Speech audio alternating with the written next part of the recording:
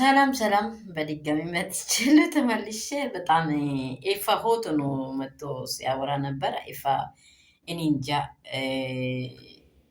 እናንተ ምንም በሉት እናንተ ምንም በሉት ወንድም ማለት የሁሉ ውርደት ነው። በእውነት ወንድም ማለት የሁሉም ክሳራ ነው። እናንተ ቤት ታላቅ ወንድም ቤቱን ካበላሻ ታናሹም ዘርዘሩ ነው የሆነ በቃ እየተጠቀሰ የምኖረው የከሌን አያችሁ፣ የከሌን ወንድም አያችሁ፣ የከሌን እንዲያደረገ ይሄ ሶስት ምስት ያገባ እንደዚህ ሚዲያ ላይ እንዲህ የሆነ ልጅ እየተባለ ነው የሚኖረው ማለት ነው። ይሄ ውርደት ግን ዘርዝሩን ነው የሚያበላሸው፣ ቤተሰቡን ነው የሚያስጠቅረው።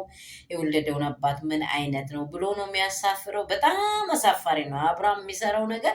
አሁንም ደግሞ ደጋግሞ አሳፋሪ ነው። የምር ነው የምላችሁ፣ አብርሃም አሳፋሪ ነው። ቤተሰቡ ካለ ዘር አዝማዱ ካለ ሄዶ አብርሃምን በትክክለኛ መንገድ እንዲመራና መያዝ። በቃ አንድ ሰው ስህተት ቤቱ ላይ ተፈጥሯል አይደለም፣ የሆነ ያልተስማሙ ነገሮች አሉ አይደለም።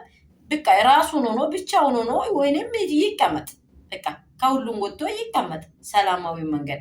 እንደዚህ ሌላ ሶስተኛ ሚዲያ ላይ ስለመጣች ነው ሚሊዮን ልትሆን ትችላለች፣ አይታወቅም።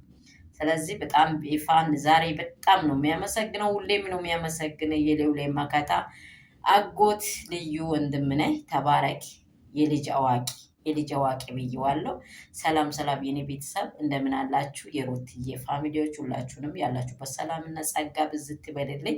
ሩትዬን እግዚአብሔር በደሙ ይሸፍናት፣ ከነ ልጇ ይጠብቃት። ለእሷም ደግሞ ቆርጦለት መኖር ደግሞ ጀግንነት ነው። ሩታ ሲጀመርም ጀግና ናት። ማንም ሰው ስለሷ በዚህ ግቢ በዚህ ውጭ የሚል የለም። ሲጀመርም ፍጀታ ነው እየሆነባት ያለው። እንደ አይምሮዋ ማረፍ ይሆናል ብዬ ነው እኔ ሁሉ የሚያስበው።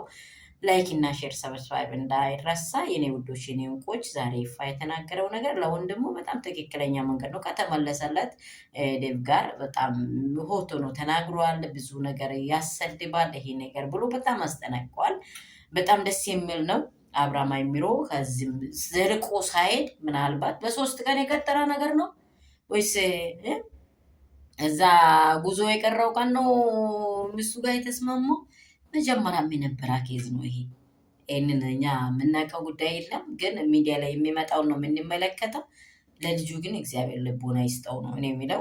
አብርሃም በህይወቱ ላይ ሌላ ጠንቅ እየፈጠረ ነው። ቀድም እንደሰራውትም ጠንቅ እየፈጠረ ለቤተሰቡ ለዘር አዝማዱ ቆሻሻ የሆነ ነገር እያሳደረ አለ። እግዚአብሔር ልቦና ይስጠው ነው የሚለው። ኢፋ ልጅ አዋቂ ተባረኪ፣ ወደፊት ይደግ።